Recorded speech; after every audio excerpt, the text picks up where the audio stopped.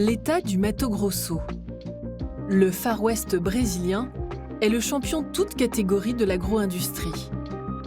Coton, riz, canne à sucre, maïs, premier producteur de soja transgénique du pays et recordman absolu de la consommation de pesticides.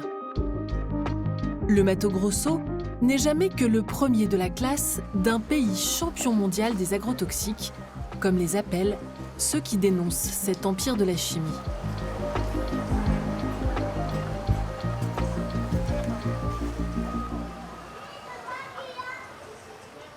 Quand on voit cette rivière, au premier coup d'œil, ça donne envie d'y nager. Mais moi qui fais des analyses, j'y mettrai pas les pieds, même si je rêve de me baigner.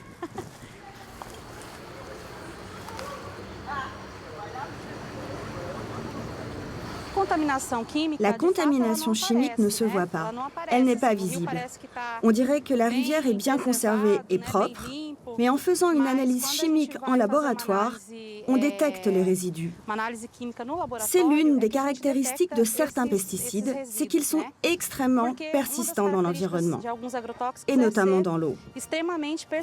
C'est donc un indicateur environnemental important que nous devons également surveiller.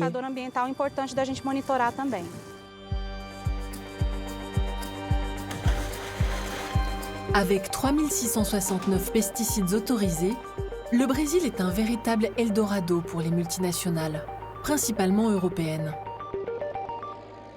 Et dans le lot, elles vendent sans vergogne des produits interdits sur le vieux continent.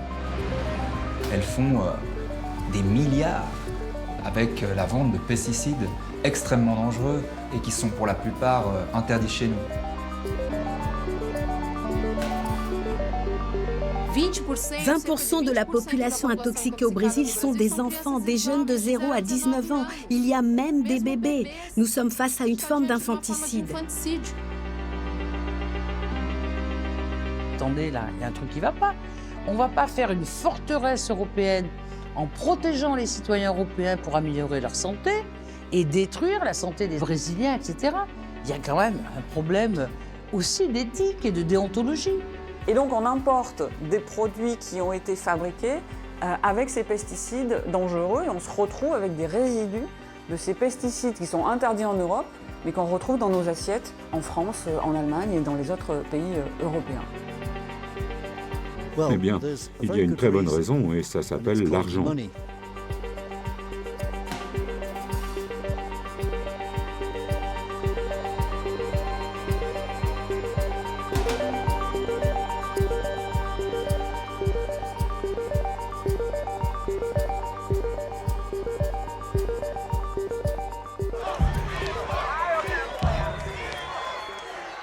En octobre 2018, Jair Bolsonaro est élu président de la République fédérative du Brésil. Avec cet ancien parachutiste à la tête du pays, c'est l'assurance pour l'industrie agroalimentaire d'avoir les mains libres. À peine élu, il prête allégeance au patron de l'agrobusiness, réunis pour fêter sa victoire. E eu digo a vocês, eu sou o empregado de vocês. Vocês são os nossos patrões. A vocês nós devemos a lealdade absoluta. Por vocês nós lutamos. Pour favoriser l'extension des surfaces cultivables, la déforestation de l'Amazonie reprend sa course folle. En 2019, plus de 900 000 hectares de forêt partent en fumée.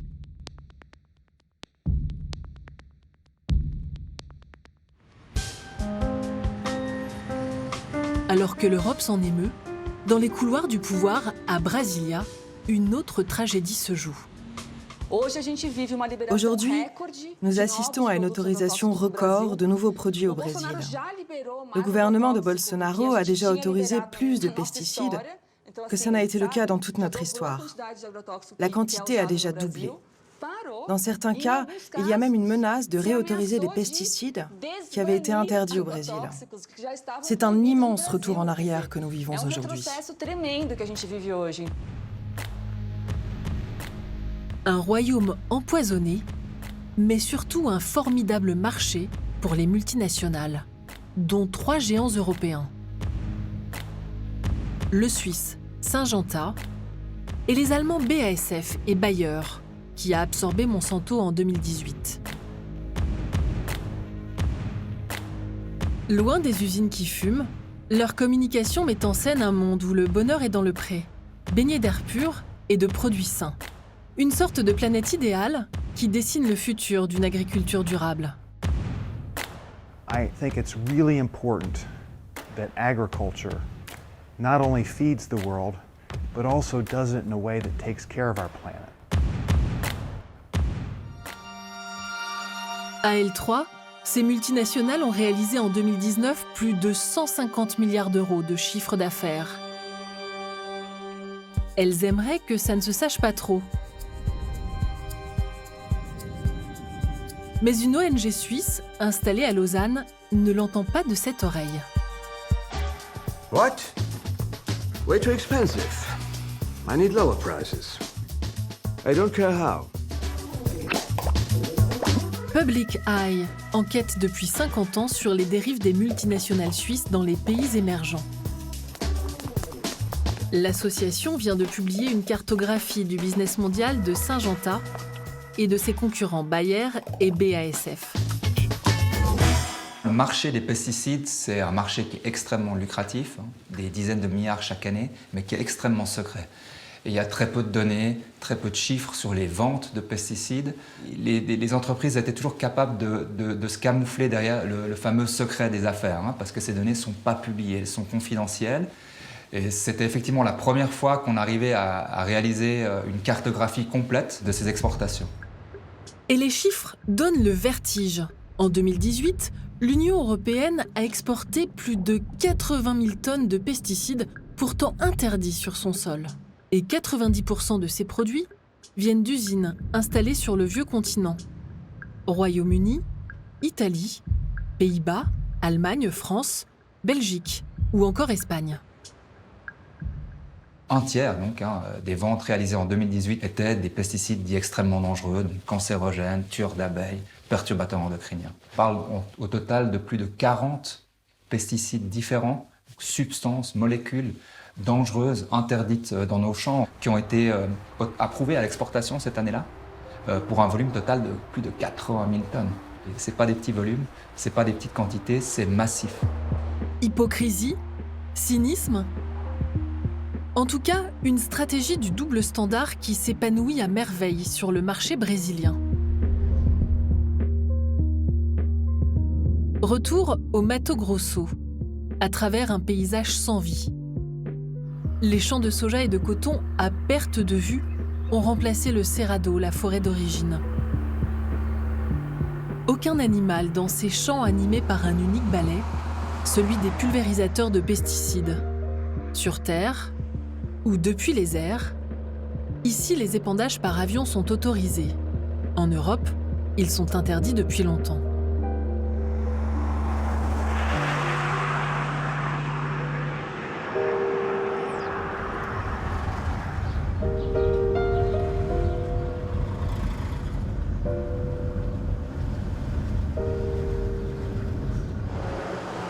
Sapezal est sorti de terre il y a 30 ans, grâce au boom des cultures du soja, du maïs et du coton. La ville vibre au rythme incessant des camions chargés de denrées agricoles. Les plus grosses entreprises agrochimiques du Brésil y ont établi d'énormes entrepôts. C'est aussi la ville qui utilise le plus de pesticides dans tout le Mato Grosso. On la surnomme parfois la capitale de la dépression, du fait d'un taux de suicide anormalement élevé. La professeure Marcia Montanari a rendez-vous au collège du nom d'André Antonio Maggi, l'un des magnats du soja au Brésil. C'est lui qui a financé la construction de l'école. Le personnel connaît bien Marcia. Elle analyse l'eau du robinet depuis 6 ans déjà. Une eau que plus de 1000 écoliers boivent chaque jour. La législation brésilienne autorise déjà 27 pesticides dans l'eau. Mais Marcia Montanari en a débusqué d'autres.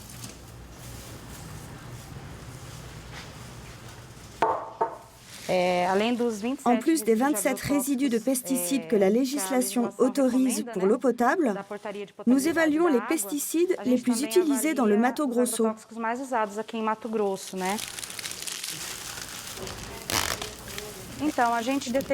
Sur la totalité des puits artésiens que nous avons suivis dans les écoles de Sapezal,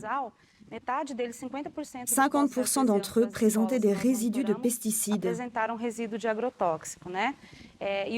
Et les principaux pesticides que nous avons trouvés, c'était du métolachlore et de l'atrazine. Et jusque dans l'eau de pluie, nous en avons trouvé. De l'atrazine, un herbicide interdit en Europe depuis 2003. Du métolachlore, interdit en France la même année. Les résultats obtenus par l'étude de Marcia étaient impressionnants. À l'école, les professionnels, nous étions très secoués par les résultats. Pour autant, ce n'a pas remis en question notre attitude par rapport à l'agrobusiness. Même pour protéger l'école, l'eau de l'école. Non. Ça n'a rien changé. Non. Pas que je sache. Parce que je pense que cela n'arrivera que si on arrête d'appliquer des pesticides. Mais comme c'est une région très agricole, la population en vit. L'enjeu économique est très fort du fait de l'agrobusiness. Donc la remise en cause n'a pas eu lieu.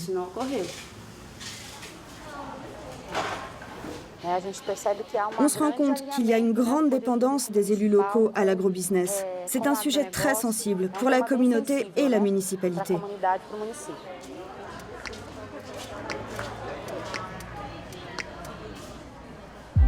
À Sapezal, nous avons cherché à rencontrer les producteurs qui font tourner l'économie de la ville et utilisent ces pesticides. Nous avons adressé des demandes aux multinationales dont les entrepôts quadrillent la cité. Toutes ont refusé nos demandes d'interview. Nous tentons notre chance auprès de Scariot, une entreprise familiale fondée en 2008. L'un des dirigeants, Claudio Scariot, est aussi maire adjoint de la ville. D'abord méfiant, il finit par accepter de nous faire visiter l'entreprise, attachée selon lui à l'écologie et respectueuse des règlements.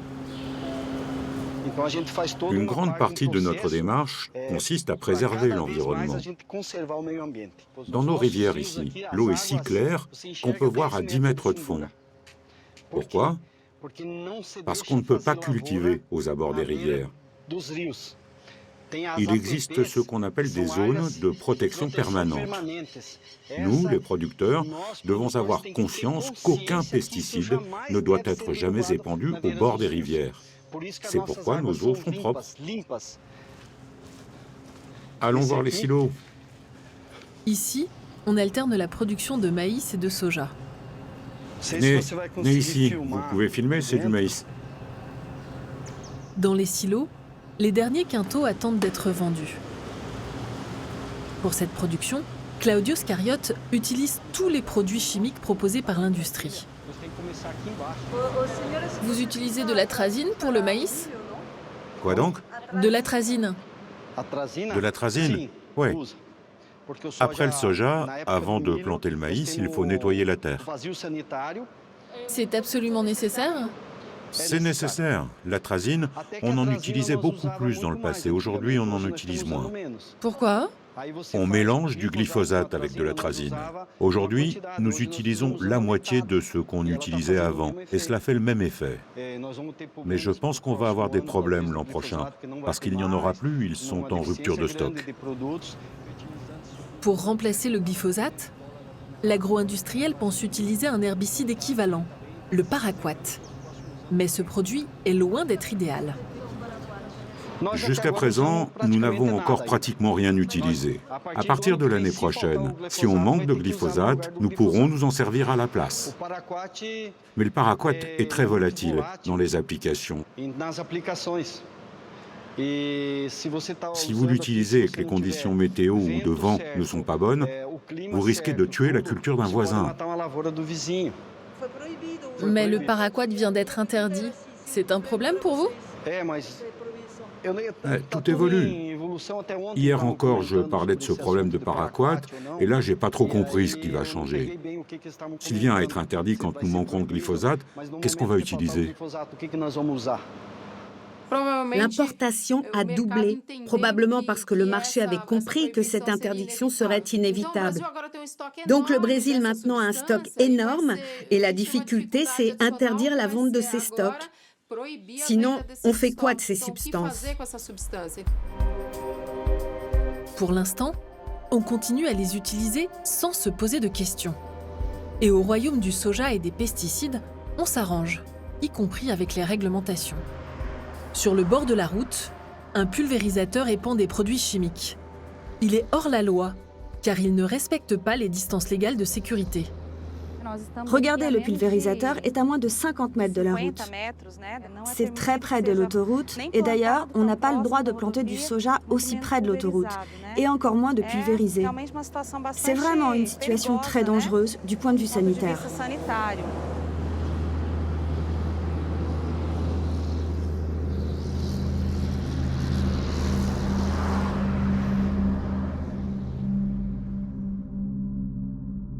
Nous poursuivons notre chemin. Soudain, un avion passe en rase-motte, épandant un produit jaune sur le champ de soja. Là aussi, il enfreint la loi sur la pulvérisation aérienne. Il n'a pas fermé les vannes. Afin de nous protéger de la pulvérisation du pesticide, nous gardons les fenêtres fermées et filmons depuis l'intérieur de la voiture. Selon la loi, un avion épandeur doit fermer ses vannes dès qu'il survole une route ou toute zone habitée. Il a traversé tout droit et n'a pas pris soin de vérifier la route et ses passants. Et on a bien vu qu'un motard est passé pratiquement tout de suite après les pulvérisations. Et c'est comme ça que la santé des personnes qui travaillent sur ces fermes et finalement des personnes qui empruntent ces routes est compromise.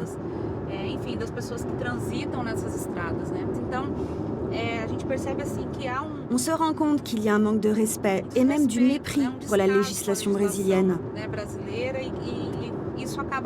Et ça continue parce qu'il n'y a pas de contrôle qui permette de punir ou de mettre fin à ces infractions.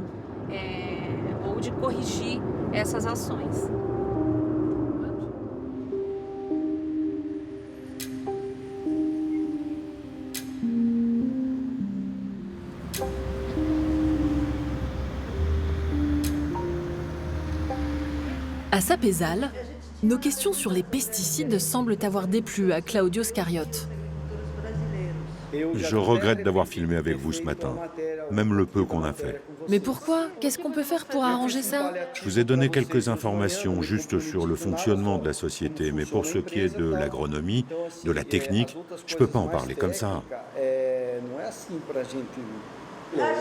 Nous avions une dernière question à vous poser. Vous nous avez parlé d'eau. Connaissez-vous des études qui ont été faites sur la qualité de l'eau ici? Il suffit de regarder. Ça se voit à l'œil nu. Elle est propre. Allez à la rivière Juruena, vous verrez, si vous filmez, elle est parfaitement propre. Il n'y a pas de pollution. Il n'y a rien. Donc prélever de l'eau pour l'analyser, c'est inutile parce qu'elle est propre. Et vous buvez de l'eau du robinet? Bien sûr qu'on peut boire de l'eau du robinet. Elle est potable. D'après Claudio, l'agriculture n'aurait donc aucune incidence sur la qualité de l'eau à Sapezal. Une affirmation mise en pièces par les analyses de Marcia Montanari.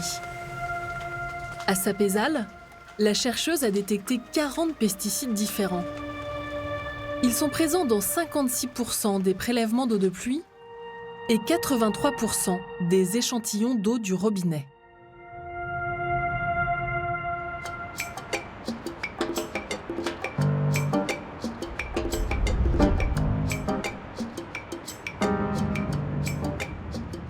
Cette contamination de l'eau ne concerne pas que les campagnes. São Paulo aussi est atteinte. La mégapole compte 27 millions d'habitants, plus d'un dixième de la population brésilienne. Ana Aranha est une journaliste d'investigation spécialisée dans les questions liées à l'agrobusiness. Laurent Gabriel de Public Eye lui a proposé de mener une enquête sur l'eau des villes au Brésil.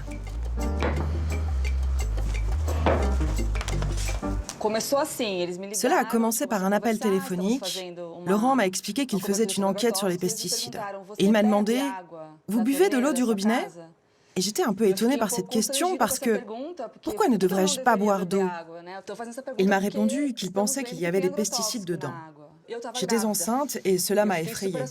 J'ai alors arrêté de boire de l'eau filtrée et j'ai acheté de l'eau en bouteille. Et je lui ai tout de suite dit « Ok, on s'associe. Je commence les recherches pour évaluer l'ampleur du problème. » À partir de données publiques, Ana Aranha a établi une carte de la contamination de l'eau des plus grandes villes du Brésil, à commencer par l'État de São Paulo et sa capitale.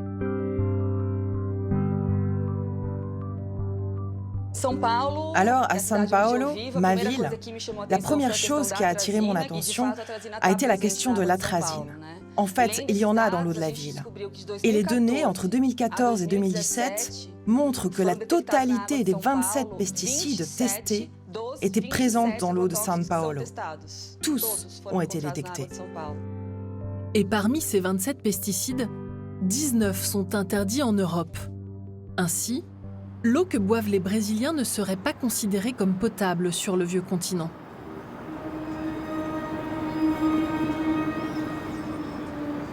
En 2018, Ana Aranha publie son enquête. D'après elle, dans la moitié des villes du Brésil, l'eau que boivent les citadins est contaminée. Des conclusions reprises par tous les médias nationaux, mais les répercussions ne sont pas à la hauteur de l'enjeu.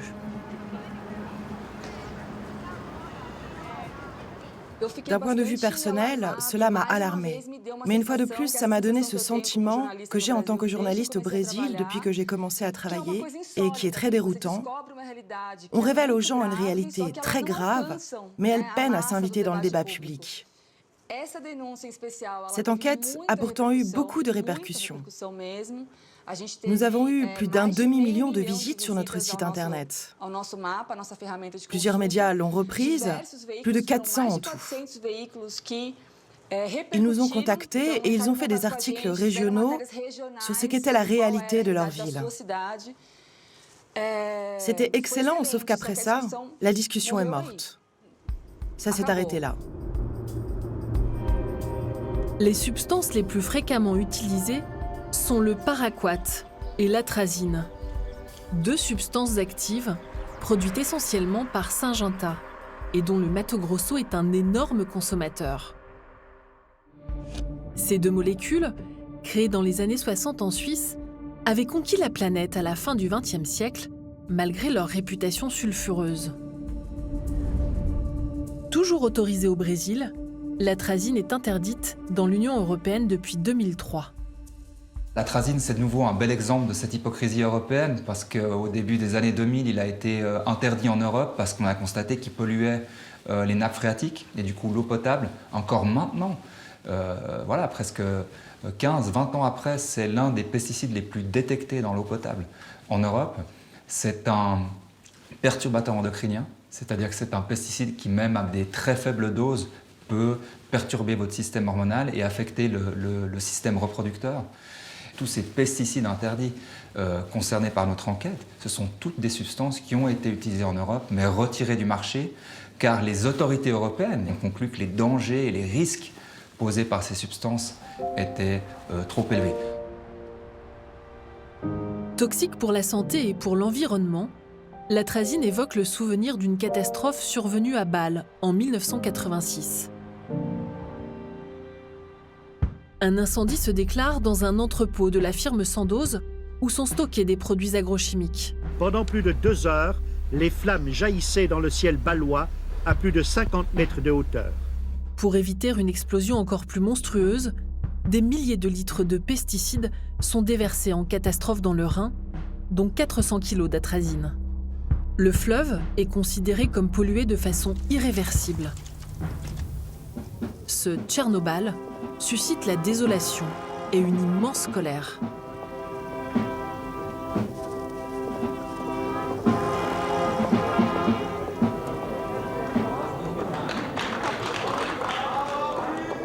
Pourquoi vous continuez à vous défendre? Pourquoi ne pas vous excuser, une bonne fois pour toutes? Sous la pression citoyenne, Sandoz, qui deviendra Novartis puis Syngenta, doit délocaliser sa production aux États-Unis. Ce qui ne l'empêchera pas de vendre de l'atrazine en Europe pendant 16 ans encore.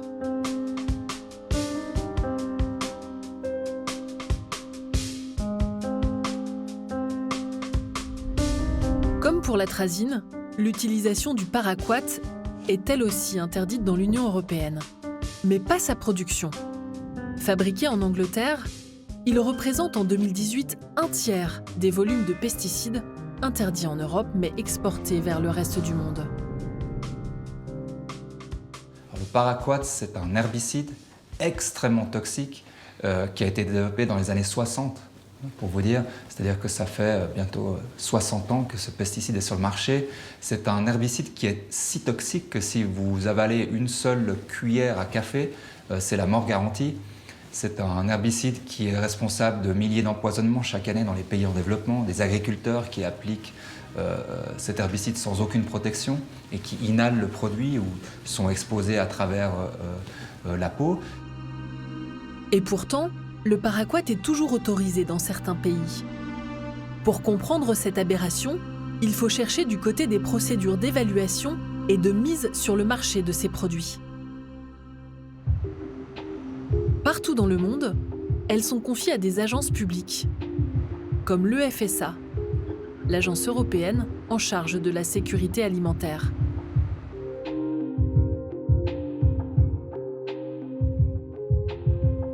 En Europe, on a encore des agences de régulation qui sont relativement bien dotées en experts et en ressources pour au moins relire ces dossiers. Et on peut s'imaginer ce que ça donne dans des pays qui n'ont pas les moyens de procéder à leur propre évaluation des risques.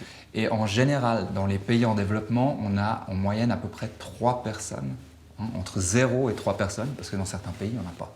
Entre 0 et 3 personnes qui s'occupent d'évaluer les risques posés par les pesticides et d'approuver ou non l'utilisation de certaines substances dans leur pays.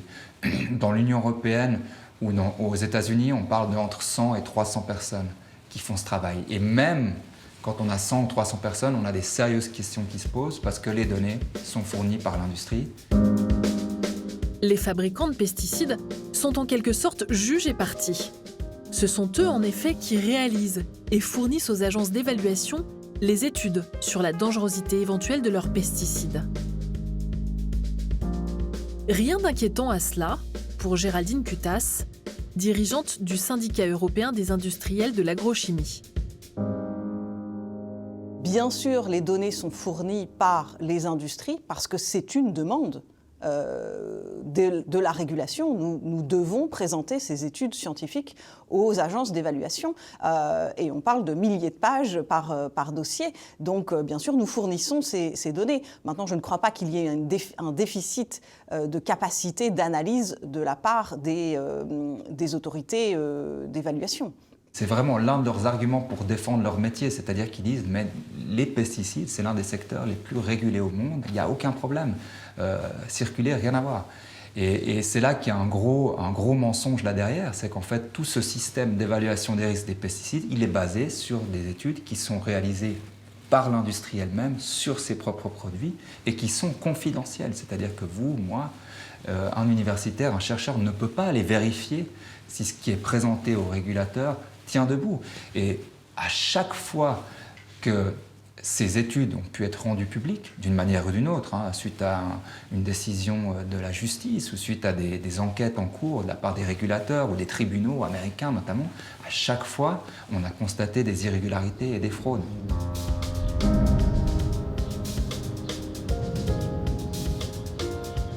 C'est ce qu'a révélé un lanceur d'alerte, toxicologue qui a longtemps travaillé pour un laboratoire racheté par Syngenta. Il a montré comment les agences publiques ont été bernées pendant plus de 60 ans.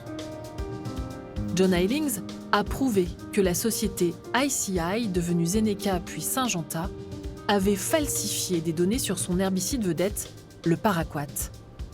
Eilings est recruté en 1986. Sa mission, rendre le paraquat moins dangereux, en évitant les morts par ingestion. Le paraquat est probablement le pesticide le plus mortel qui ait jamais été fabriqué. Le paraquat est absorbé très rapidement par l'intestin. En moins d'1 heure, il passe complètement dans votre sang.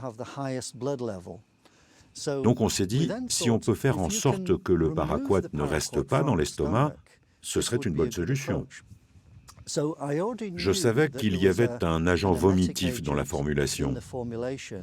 Alors j'ai pensé, eh bien, il y a déjà un vomitif là-dedans, alors pourquoi ne permet-il pas à l'estomac de rejeter le produit lorsqu'il est ingéré? Est-ce quelque chose qui ne va pas avec la dose du vomitif, sa concentration? John Eilings remonte alors aux premières études en 1977. Elles indiquent que même à haute dose, le vomitif n'agit qu'au bout de 2 heures. Trop tard, car il suffit d'1 heure pour mourir d'une ingestion de paraquat. Mais dans le rapport officiel, Syngenta semble avoir falsifié les données. Certaines des données sur les vomissements de l'essai clinique sur des patients avaient été remplacées. Et surtout, il passait totalement sous silence le fait que le niveau de dose recommandé ne fonctionnait pas chez l'homme. J'étais donc assez étonné. Mais quand John Eilings alerte sa hiérarchie, ils m'ont dit que ce serait très très dommageable pour la réputation non seulement du laboratoire central de toxicologie, mais aussi de l'entreprise dans son ensemble. Et comme j'avais découvert une nouvelle formulation avec une dose de vomitif plus élevée, on allait peut-être pouvoir résoudre le problème. 9 ans plus tard, c'est la désillusion. John Eilings a beau avoir trouvé une formule plus efficace, l'entreprise n'en tient pas compte. En 1995, comme le veut la loi, le paraquat doit être soumis à une nouvelle évaluation par l'Union européenne et le toxicologue vérifie alors le dossier rempli par le fabricant. Et quand j'ai regardé, je me suis dit, attends une minute, ce sont toujours les données fabriquées et elles sont incorrectes. Le document s'appuyait sur le même rapport écrit en 1977 et qui était faux. J'ai donc donné une réponse détaillée, probablement de 2 ou 3 pages, à la division agrochimique en disant « Vous ne pouvez pas utiliser ça. Vous ne savez pas qu'il y a un problème ?» Rien. Je n'ai reçu aucune réponse, presque comme si rien ne s'était passé. En Europe, en 1995, ils ont utilisé ces fausses données pour le réenregistrement du paraquat et cela a permis de le maintenir sur le marché pendant 10 ans, avec des centaines de personnes empoisonnées à travers l'Europe avant de l'interdire. Et pourquoi, à votre avis, pourquoi n'ont-ils pas augmenté la dose de vomitif? Eh bien, il y a une très bonne raison, et ça s'appelle l'argent. Ce que cela aurait coûté était si prohibitif qu'ils ont dit que ça pouvait détruire les bénéfices du paraquat pour le groupe. Il faudra attendre 2007 pour que l'Union européenne interdise le paraquat. Le Brésil vient seulement de l'interdire, mais il est toujours vendu aux États-Unis, en Inde ou en Afrique du Sud. Un professeur de toxicologie clinique à l'Université d'Édimbourg estime qu'il a fait près de 10 000 morts. L'agence européenne chargée d'évaluer les pesticides, le FSA, a refusé toute interview. Quant à Syngenta, nous avons dû nous satisfaire de films institutionnels glanés sur Internet. We realize that we, Syngenta, have to listen to farmers, NGOs, and to government regulators in an open conversation about what really is sustainable agriculture to make the right things happen. We're going to take that listening and turn it into commitments and continue to help make the world a better place for our children, our grandchildren, and countless generations to come.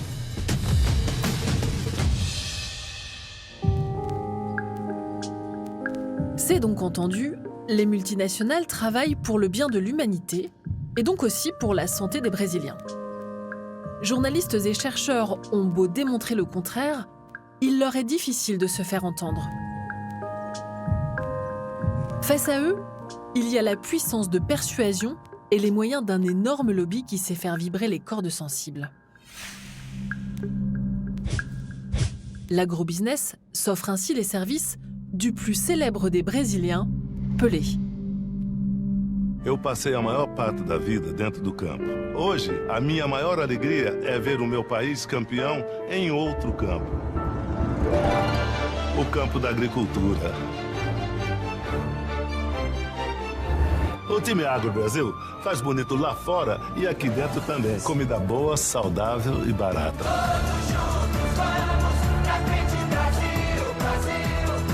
Time Agro Brasil, o campeão na produção e na preservação.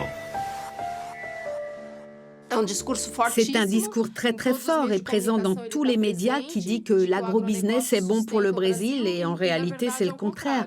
Ce modèle d'agriculture n'a apporté aucun développement social au Brésil. Pourquoi je dis ça? Parce que nous avons perdu plus d'1 million de travailleurs ruraux dans les 10 dernières années. Nous avons perdu le peu de gains de sécurité alimentaire que nous avions acquis. Cela sert à une classe qui contrôle la propriété privée. 1% des propriétaires de cette terre contrôlent 50% des terres agricoles. Donc cette agriculture industrialisée sert aux intérêts des transnationaux, du secteur chimique et de cette petite classe qui contrôle la propriété privée au Brésil. Larissa Bombardi a réalisé un atlas de l'agriculture et des pesticides au Brésil à partir de données publiques, qui établissent sans équivoque les intérêts croisés des chimistes européens et des grands propriétaires agricoles brésiliens. Les premiers leur vendent pour un demi-milliard de produits toxiques par an. Les seconds exportent pour 2,5 milliards de soja ou de jus de fruits vers l'Union européenne. Pour Larissa Bombardi, le but de ces échanges n'est plus de nourrir l'humanité, mais de vendre le plus de pesticides possible. Il y a une inversion. Parler d'agriculture aujourd'hui, ce n'est plus parler de production d'aliments, c'est devenu autre chose. C'est une production de titres de matières premières. Ce sont des choses étrangères à la nourriture elle-même. Ce n'est pas l'agriculture qui dépend de l'industrie chimique, c'est l'industrie chimique qui dépend de l'agriculture pour être rentable, faire de l'argent.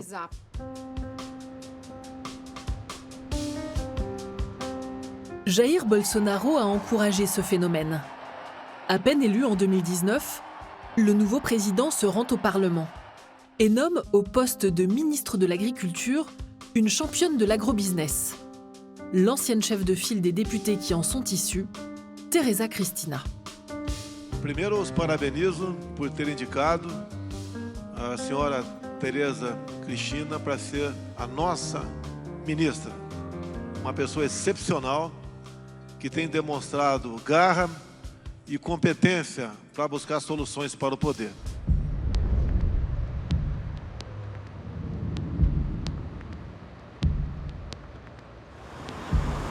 À la Chambre des députés du Brésil, Alexandre Padilha, un ancien médecin, est désormais membre de l'opposition. Il était ministre de la Santé sous la présidence de Dilma Rousseff. Alors, juste pour comprendre qui est Tereza Cristina, elle a voulu changer le nom par voie législative afin qu'on ne dise plus agrotoxiques, mais produits défensifs.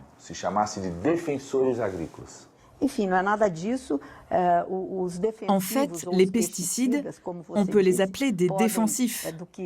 On dit pesticides aussi, c'est le nom utilisé dans le monde entier, mais ce sont des remèdes. Oui, les mots sont très importants. Ils ont beaucoup de force. Le mot agrotoxique est un mot utilisé au Brésil. Il a été créé ici. Il a beaucoup de force car il montre que la substance est toxique. Mais quand vous dites pesticide ou défensif, vous anéantissez l'impact de ce mot.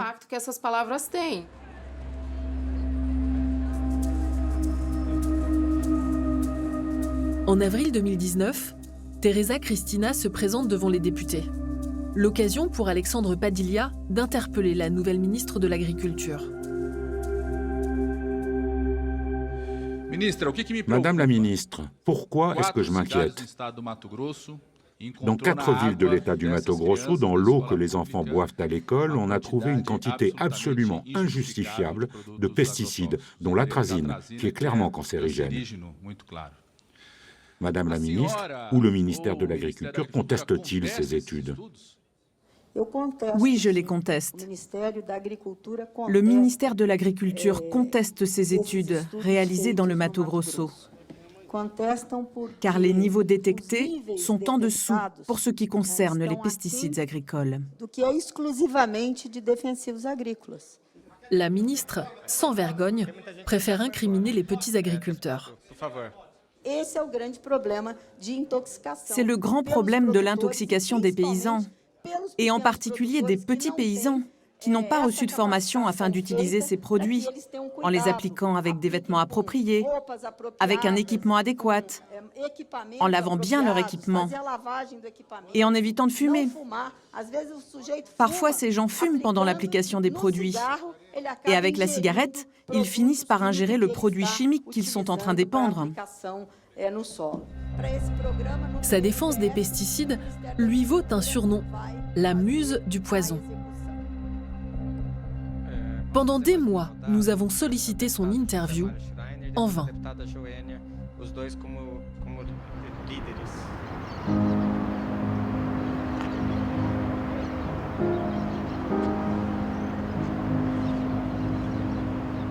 Si Teresa Cristina autorise à tour de bras les pesticides, c'est parce qu'elle a le soutien de 200 députés issus du monde agricole. Ce sont eux qui ont suggéré à Bolsonaro de nommer leur ancienne patronne.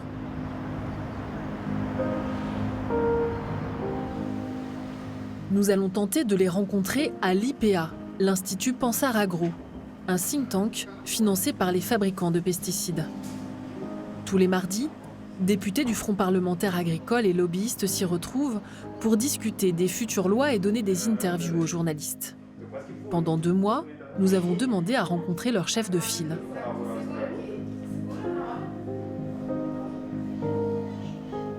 Jusqu'au dernier moment, les chargés de communication nous font lanterner, alors que les députés défilent devant les caméras des journalistes accrédités par l'IPA.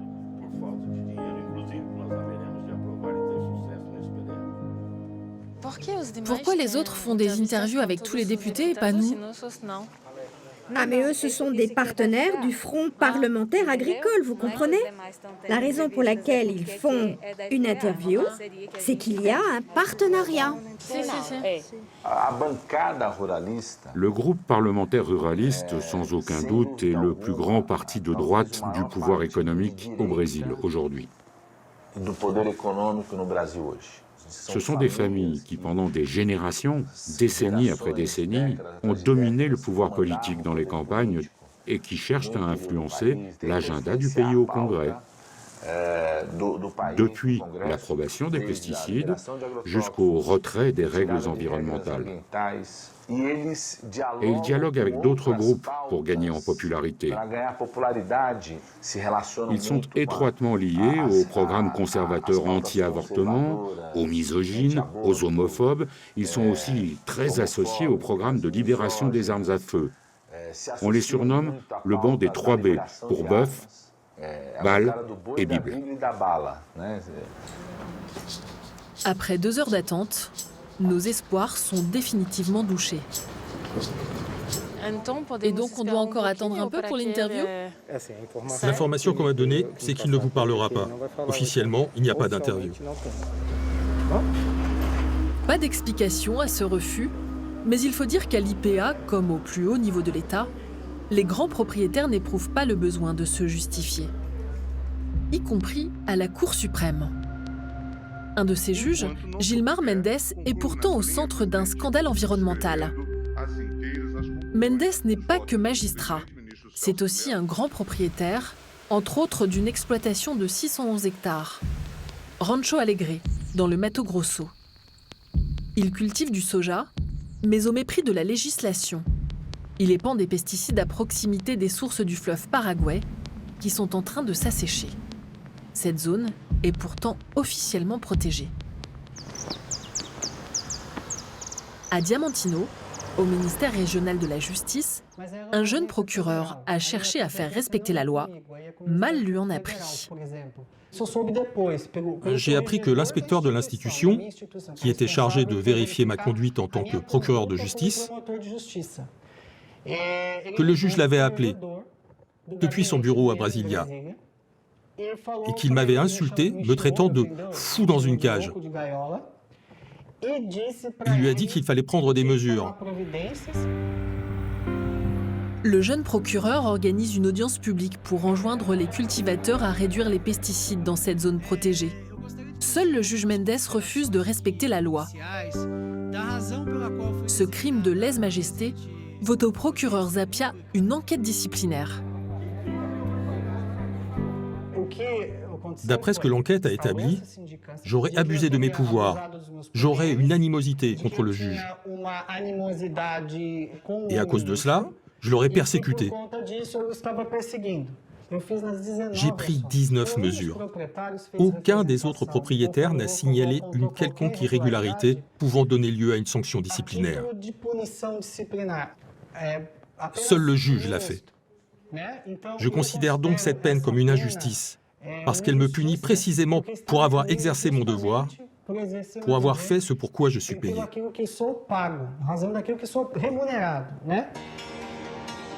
Il ne fait pas bon chercher des noises aux puissants. Après une suspension de salaire de 45 jours, Daniel Zapia préfère demander sa mutation dans une autre juridiction. Le juge Mendes, lui, continue d'utiliser des agrotoxiques à proximité des sources du fleuve Paraguay, et en tant que juge à la Cour suprême, sa voix pèse dans la législation relative aux pesticides. Il n'a pas donné suite à notre demande d'interview.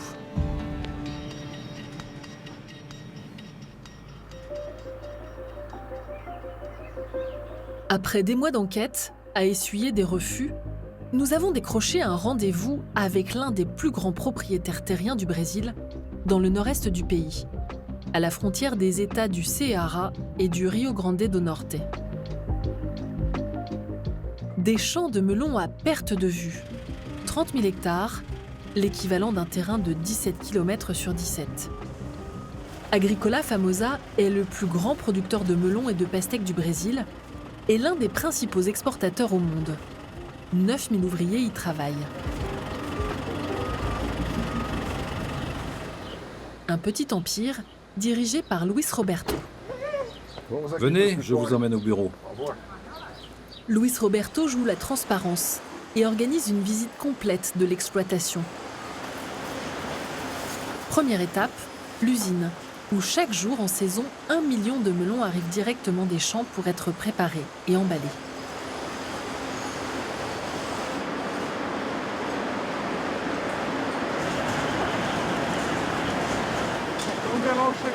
Les melons arrivent ici et passent dans ce bain.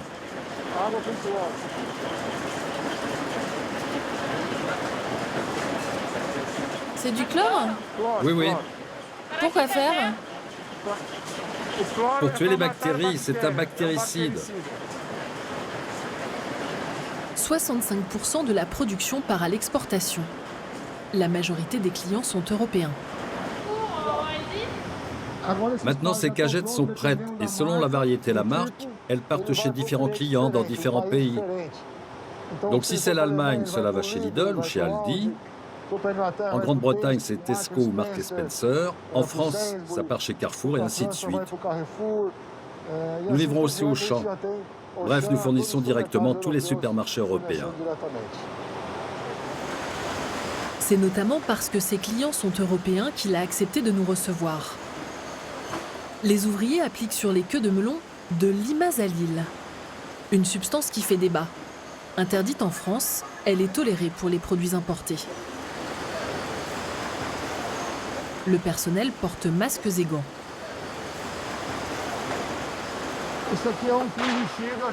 Ils appliquent un produit appelé imazalil. Il est autorisé en Europe jusqu'à 0,2 mg par kilo. Il est utilisé sur la partie la plus exposée du fruit. Comme le melon est coupé à ce niveau, c'est là qu'il est le plus vulnérable à l'attaque des champignons.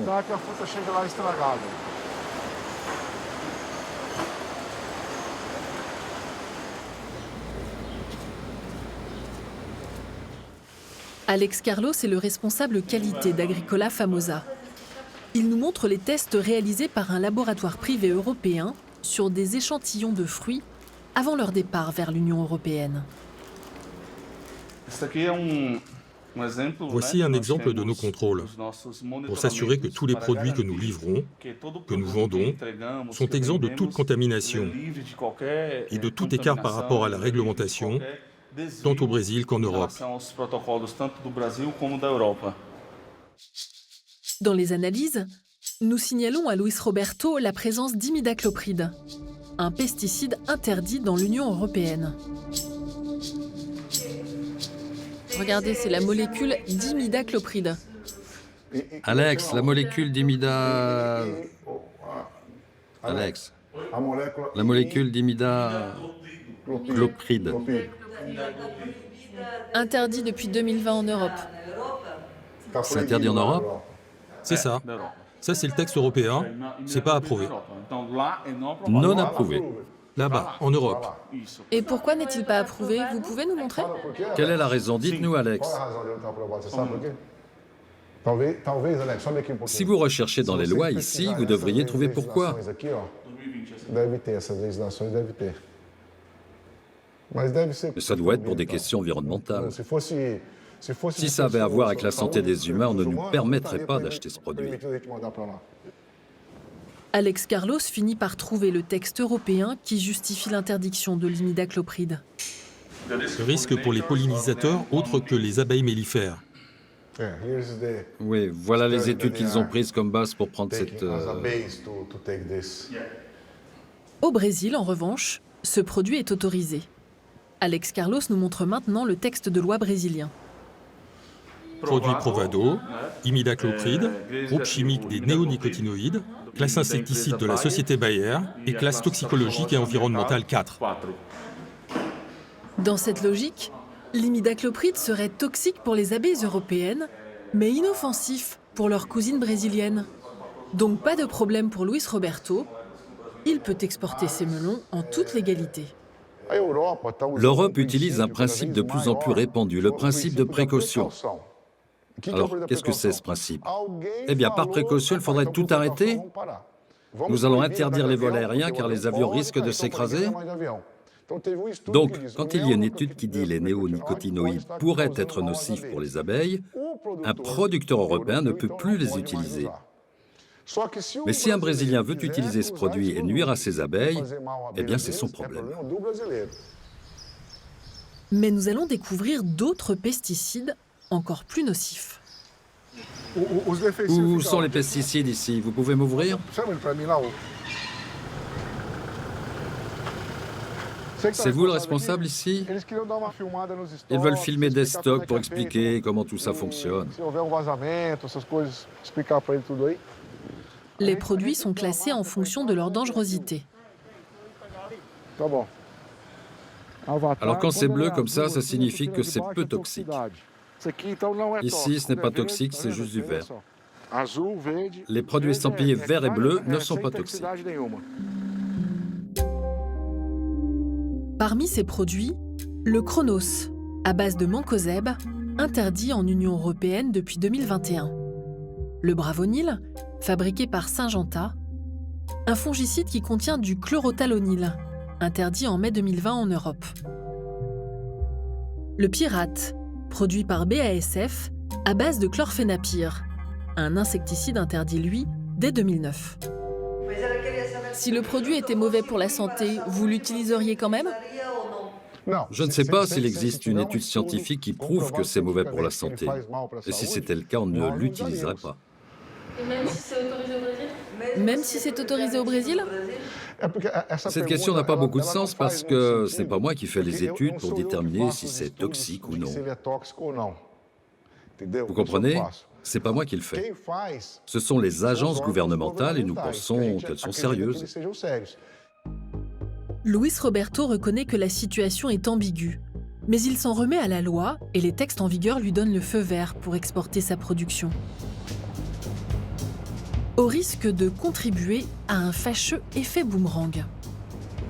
D'après les recherches de Larissa Bombardi à partir des documents fournis par la Commission européenne, 62% des produits arrivant en Europe présentent en effet des résidus de pesticides. Et environ 8% de ceux-ci excèdent même les niveaux autorisés dans l'Union européenne.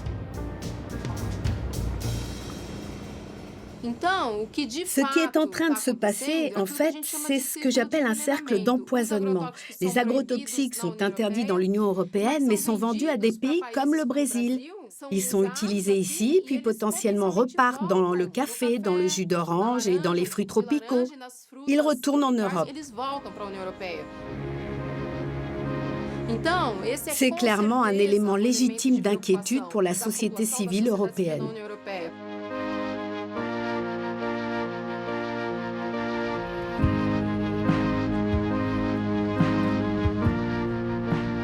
En Allemagne, l'association Greenpeace a mené l'enquête sur des cargaisons de fruits importés depuis le Brésil. Melons, papayes, figues et citrons verts. En tout, 70 fruits ont été testés en laboratoire et 35 pesticides y ont été détectés.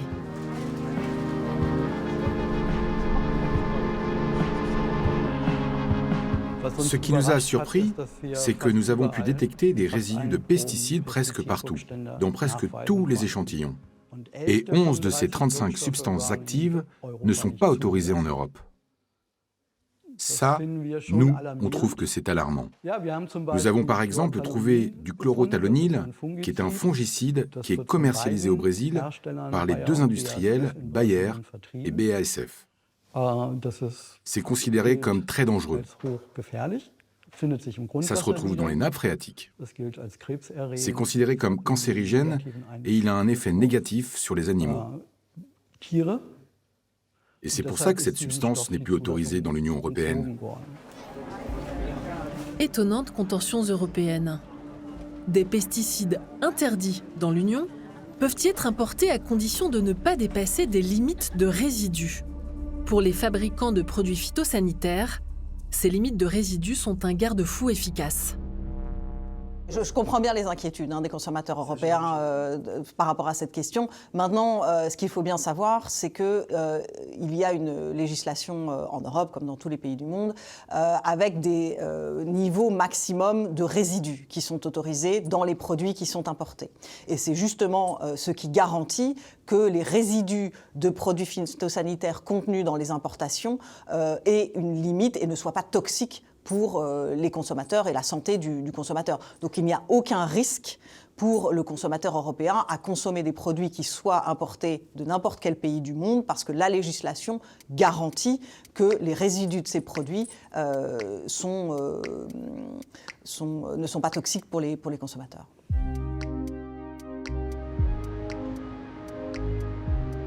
Le son de cloche est tout autre auprès de certains députés européens pour qui la seule notion de limite de résidus provoque la consternation. Qu'est-ce qu'ils font? Ils ont inventé maintenant les limites de résidus. Et ces limites de résidus sont autorisées, vous voyez, alors c'est 0,02 microgrammes par kilo, mais pourquoi il y a un seuil comme ça? Puisque normalement c'est interdit, ça devrait être 0. Alors, d'un côté, l'Europe, elle est fière de dire on a la législation la meilleure au monde, tous les produits très toxiques, on les interdit en Europe. Mais le fait d'exporter ces produits dans les produits tiers qui reviennent sous forme d'aliments, ils sont en train de contaminer aussi les citoyens européens. Donc ça fait un cercle de poison.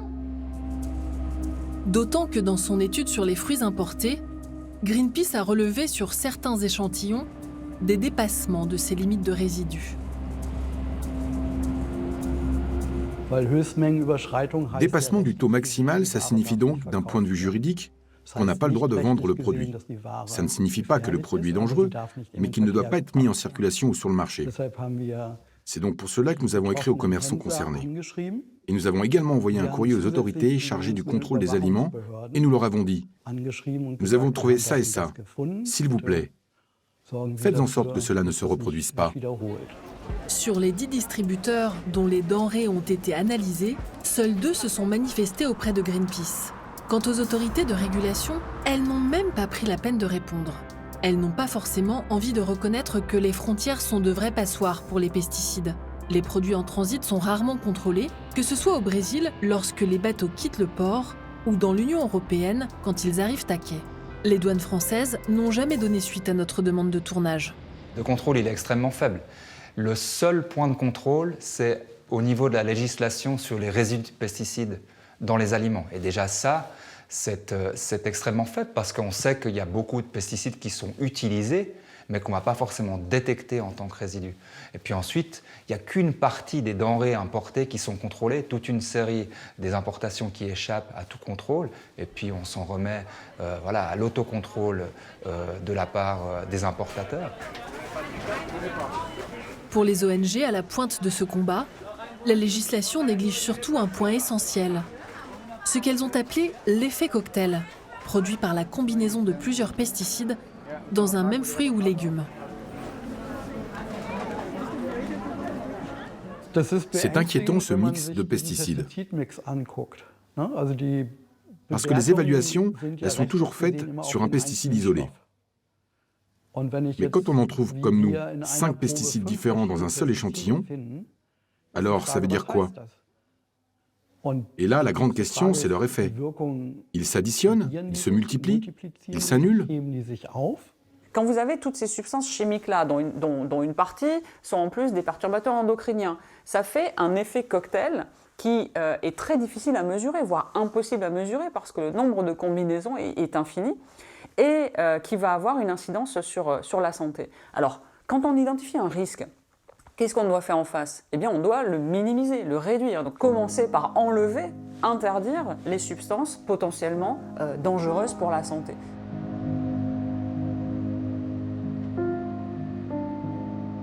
Malgré ces alertes, l'Europe continue d'autoriser l'exportation des pesticides jugés toxiques sur son sol vers l'Afrique, les Amériques ou l'Asie.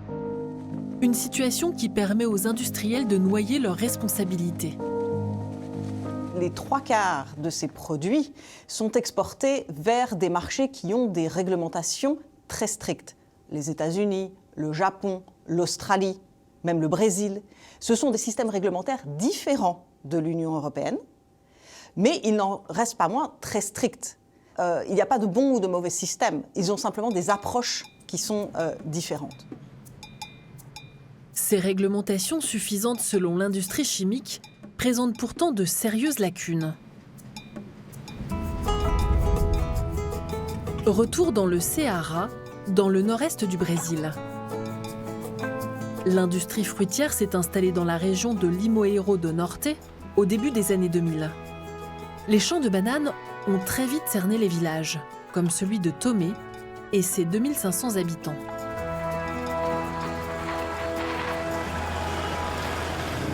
Mais le développement économique à marche forcée coûte cher à la population qui subit impuissante les pulvérisations aériennes de pesticides.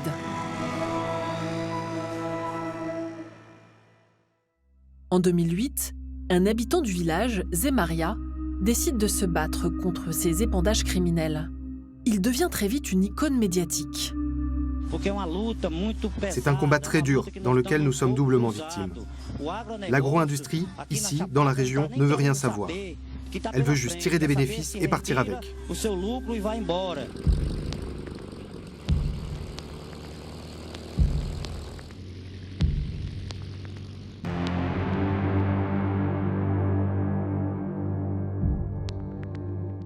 Les avions n'avaient pas le droit de pulvériser à moins de 200 mètres du village, mais ils passaient juste au-dessus.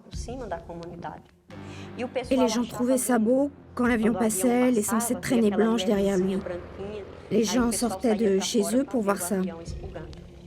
Moi-même, j'avais 150 poulets dans mon jardin. Et en une journée, 80 poulets sont morts. Quand l'avion a fini de passer, les poulets ont commencé à marcher de travers et puis ils sont morts. Alors Zé Maria a dit, dans 10 ans, je ne serai peut-être plus en vie. Mais vous verrez, des gens tombés malades du cancer, des enfants naîtront avec une malformation. Vous verrez le nombre de maladies terribles qui arriveront. Car nous sommes impuissants face aux agrotoxiques. Zé Maria ne s'est malheureusement pas trompé. Son combat lui a coûté la vie. Il a été abattu au bord d'une route. Le tueur a été arrêté, mais le commanditaire présumé du meurtre, un grand propriétaire terrien, a été acquitté. Et conformément aux craintes de Zé Maria, de graves maladies sont apparues. Près de 40% de cancers en plus. C'est le terrifiant constat d'une étude scientifique menée dans la région. Ada Pontes est chercheuse à l'université du Ceará. Elle a, à sa manière, repris le flambeau de la lutte de Zé Maria.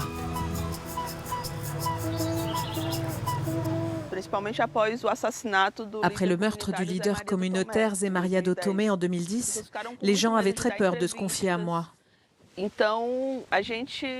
Il a fallu beaucoup de patience et un dialogue intense avec les habitants de la communauté.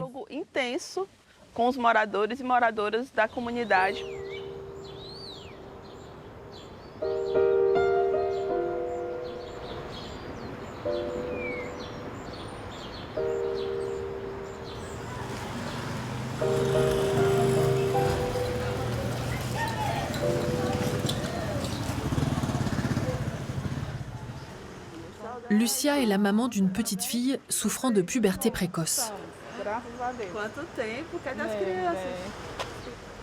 La voici lors de son dernier rendez-vous avec le pédiatre. Oh, comme elle est grande! C'était le mois dernier. Quels beaux cheveux! Elle est presque aussi grande que le médecin. Comme elle est belle! Elle est magnifique. Oui, elle a grandi. Elle me manque. Dis-lui qu'elle me manque beaucoup. Sa fille n'est encore qu'un bébé de 18 mois lorsqu'apparaissent les premiers signes de puberté. Lorsque ma fille avait 1 an et demi, j'ai commencé à remarquer des anomalies chez elle. Je la trouvais différente des enfants de cet âge.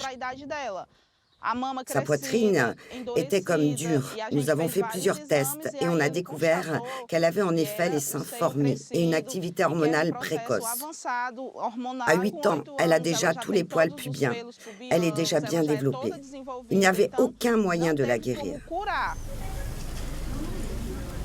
À Tomé, d'autres mères signalent à Ada Pontes des anomalies plus graves encore. Bonjour. Bonjour. Comment ça va? Ça va bien. Comment il s'appelle ce petit garçon? Il s'appelle Juan. Comme il est beau, comme il est grand. Il a 5 mois. La maman de Juan avait déjà donné la vie. Une petite fille nommée Sofia, née avec une grave malformation. Toutes les mamans peuvent voir leur bébé après la naissance. Mais moi, j'ai pas pu la voir. Le docteur était très bien, mais ça a été cruel. J'ai tout de suite lu la vérité sur son visage. Il m'a dit, Sofia est née, mais elle ne vivra pas plus de 3 jours, parce qu'elle est née avec 2 trous dans le cœur, et elle n'a pas pu résister. Elle est morte. J'ai eu si peur que je n'ai plus jamais voulu être mère. Mais Dieu est si merveilleux qu'il m'a donné un enfant qui est en bonne santé et parfait. Il est toute ma vie. N'est-ce pas, mon amour?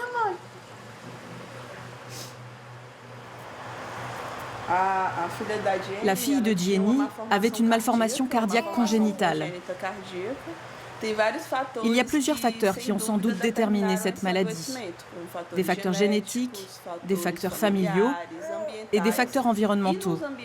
Et en ce qui concerne ces derniers, la question des pesticides est très pertinente. Ici, dans la communauté de Tomé, nous avons eu 5 cas de malformation congénitale en moins de 2 ans. C'est une petite communauté d'environ 2500 habitants. Elle a donc une prévalence très élevée, bien supérieure à la prévalence des malformations congénitales au niveau national au Brésil. La question était donc de vérifier si c'était lié à l'exposition aux pesticides.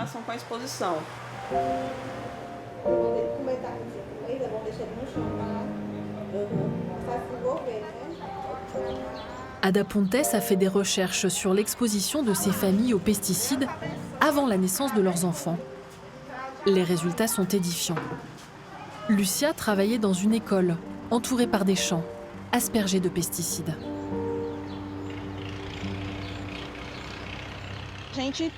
À chaque fois qu'un avion passait et pulvérisait les champs, nous, à l'intérieur de l'école, nous sentions la mauvaise odeur du produit. Et les enfants de la classe se plaignaient de mal de tête. Et puis, on a vu des cas où les gens avaient la peau irritée, des démangeaisons.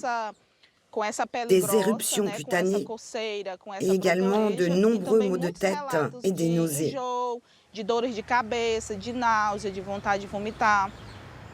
Le mari de Lucia travaillait, lui, sur des pulvérisateurs. Pour vous donner une idée, il sentait le pourri. Lorsqu'il rentrait, il prenait une douche, se nettoyait avec beaucoup de savon. Mais même avec le parfum qu'il mettait pour masquer l'odeur des pesticides, je lui disais, ça sent le pourri. Ça sentait le poison sur sa peau, comme si du poison s'évaporait de la peau. Au bout d'un moment, il s'est senti vraiment mal. Il a commencé à avoir une inflammation du foie.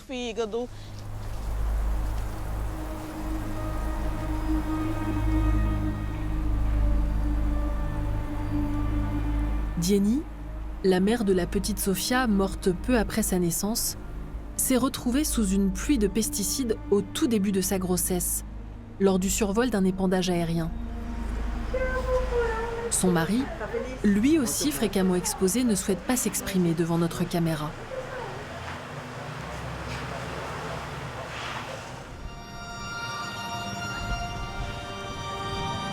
Les recherches d'Ada Pontes ne laissent aucun doute. Les pesticides sont bien la cause des tragédies vécues par ces familles. On retrouve des métabolites de dipyrétrinoïdes dans les urines de ces enfants, les pyrétrinoïdes étant une classe de pesticides. Des études récentes prouvent qu'une exposition chronique aux pyrétrinoïdes, même à faible dose, peut causer les problèmes de santé que nous avons identifiés ici, comme les malformations congénitales et la puberté précoce. Ce que je ressens au-delà de la révolte, c'est de la tristesse. Parfois, c'est de la colère. On ne peut et s'empêcher d'imaginer ce qu'aurait été notre vie si cela ne s'était pas produit, si les producteurs ne pensaient pas uniquement à leur puissance. Ce sont des gens qui ne vivent pas dans la communauté, qui n'ont pas d'enfants à l'école, qui n'ont pas de parents ici, qui ne visent qu'à s'enrichir pour tirer profit et prendre ce que leur offre notre terre. Et c'est tout.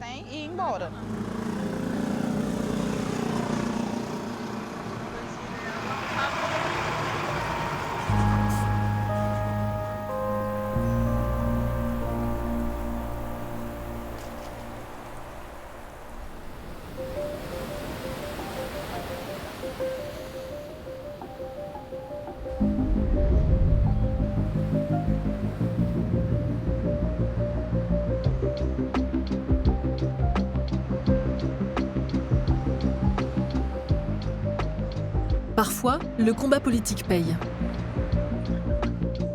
Renato Roseno, député du Ceará, a fait voter en 2018 une loi prohibant la pulvérisation par avion dans tout l'État.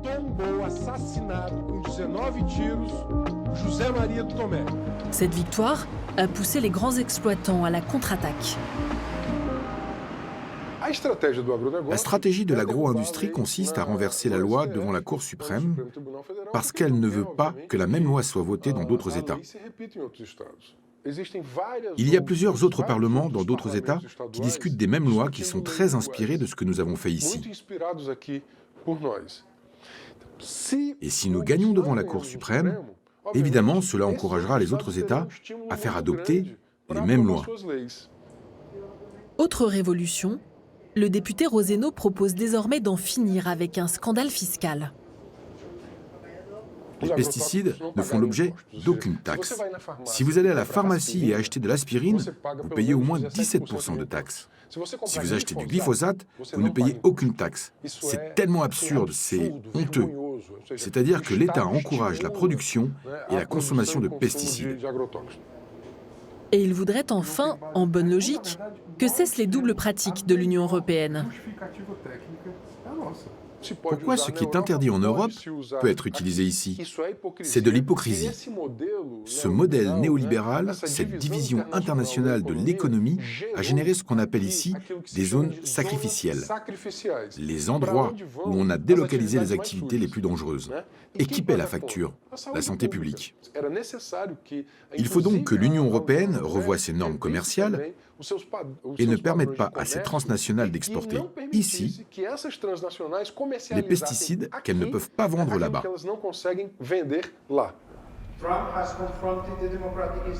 Invitée à Bruxelles par des eurodéputés, la géographe brésilienne Larissa Bombardi a exhorté l'Union européenne à ouvrir les yeux.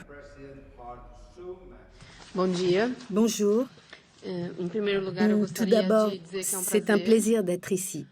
Plus de 500 bébés sont empoisonnés aux agrotoxiques au Brésil, selon les chiffres officiels, et il est possible que cela représente plus de 25 000 bébés empoisonnés au cours de cette période. J'ai senti que les députés européens étaient sensibilisés. C'est complètement inhumain de vendre ailleurs des substances interdites chez soi.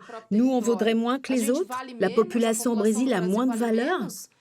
Environ 20% de la population intoxiquée au Brésil sont des enfants et des jeunes de 0 à 19 ans. Il y a même des bébés. Nous sommes face à une forme d'infanticide. Cela ne me pose aucun problème d'employer ce mot parce que c'est ce que montrent les données. Sa dénonciation internationale n'a pas du tout plu à l'agro-industrie brésilienne. Menacée, Larissa Bombardi a jugé prudent de quitter le Brésil. Chaque année, une cinquantaine de militants écologistes y sont assassinés. Larissa Bombardi vit désormais en Europe.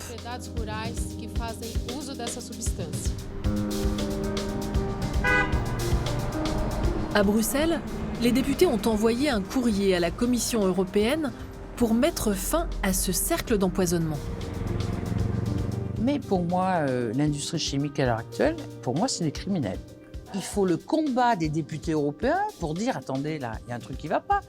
Et là, on est en train de se bagarrer pour que ni la fabrication, ni le stockage, ni l'exportation puissent être possibles à partir du moment où on interdit des molécules dues à leur toxicité. La Commission a bien mis noir sur blanc qu'elle reconnaissait qu'il y avait quand même là un sujet, une aberration, et qu'elle allait le prendre en compte et y répondre et aller vers une interdiction de la production et l'exportation de ces substances dangereuses. On en est encore loin, mais l'Union européenne a le pouvoir de changer la donne.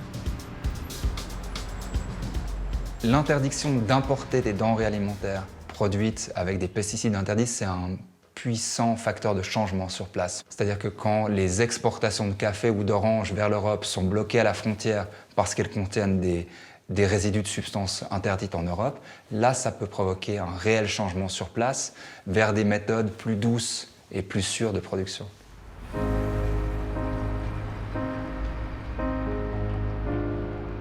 Les députés européens et les ONG ont reçu le soutien du rapporteur sur les droits humains à l'ONU. Mais la Commission européenne tarde à proposer une loi. En France, depuis le début de l'année 2022, la loi Egalim interdit la production et l'exportation de ces pesticides. Mais les décrets d'application pourraient prévoir des exceptions. L'Assemblée nationale a adopté. En Allemagne, une motion similaire a été rejetée par les députés en mars 2021. Mais au royaume des pesticides, au Brésil même, le pire n'est plus certain. Le mouvement des paysans sans terre le prouve. Ce regroupement de petits paysans indépendants de l'agro-industrie est devenu l'un des plus grands producteurs au monde de riz biologique, donc sans aucun produit chimique. Jusqu'en 2001, j'ai travaillé avec ma famille à la culture du tabac et d'autres produits en agriculture conventionnelle. Et puis ce qui s'est passé, c'est que j'ai eu beaucoup de problèmes de santé. C'était en relation avec les pesticides ou les poisons que j'utilisais. Et cela m'a permis de changer pour une vie plus saine. Cela fait maintenant 18 ans que nous produisons du riz biologique certifié. Ce processus a commencé avec quelques familles et chaque année, il y en a de plus en plus qui nous rejoignent. À tel point que cette année, je suis allé chercher des investissements pour établir un partenariat avec un groupement gestionnaire, car nous sommes désormais plus de 200 familles impliquées dans la production de riz.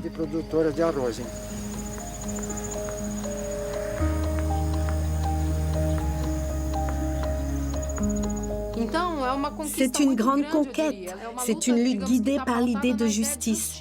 C'est possible de nourrir la population brésilienne en suffisance, en assurant la sécurité et la souveraineté alimentaire, avec une nourriture de qualité, sans pesticides. C'est quelque chose qui représente une lumière à la fin du tunnel. C'est une expérience très excitante qui nous montre que c'est possible. Humblement, les sans-terre ont retrouvé le plaisir de travailler avec la nature, et non pas contre elle. Cela montre le chemin d'un autre avenir pour leur santé, leur pays et notre planète.